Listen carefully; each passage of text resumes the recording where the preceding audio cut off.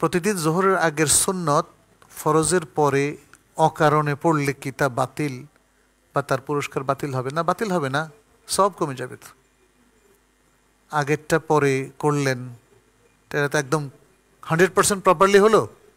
Properly হলো না। জোহরের আগের সুন্নাহ, এটা কি রাসূল সাল্লাল্লাহু আলাইহি ওয়াসাল্লাম পরে পড়তেন সবসময়? রাতেব বলা হয় এটাকে, রাতেব সালাহ।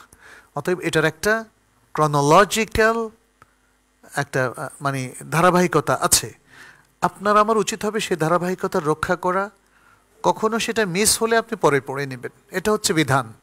বাট অকারণে কেন এটা করবেন? অকারণে করার অর্থ হচ্ছে আপনি শরঈ ডিসিপ্লিনটাকে উপেক্ষা করছেন। যদি জেনে বুঝে উপেক্ষা করেন তাহলে এটা তো ভয়াবহ ব্যাপার। আর যদি গাফলতির কারণে করেন তাহলেও এটা একটা ক্ষতিকারক জিনিস।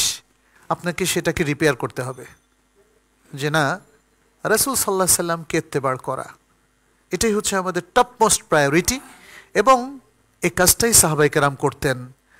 যিনি যত বড় সাহাবা ছিলেন তার মধ্যে ততটা সিরিয়াসনেস আমরা দেখি। আব্দুল্লাহ ইবনে ওমর রাদিয়াল্লাহু তাআলা আনহুমা, তিনি রাসূল সাল্লাল্লাহু আলাইহি ওয়াসাল্লামের সুন্নাহগুলোকে এত নিখুঁতভাবে অনুসরণ করতেন যে মক্কা থেকে মদিনায়, মদিনা থেকে মক্কা আসার যাওয়ার পথে তিনি যেখানে নবী সাল্লাল্লাহু আলাইহি ওয়াসাল্লাম ছায়া নিতেন ওখানে দাঁড়িয়ে ছায়া নিতেন, যেখানে প্রস্রাব করতেন ওখানে গিয়ে প্রস্রাব করতেন, যে জায়গায় নামাজ পড়তেন ওখানে গিয়ে নামাজ পড়তেন। অথচ এগুলো কি আসলে জরুরি কোনো বিষয় ছিল?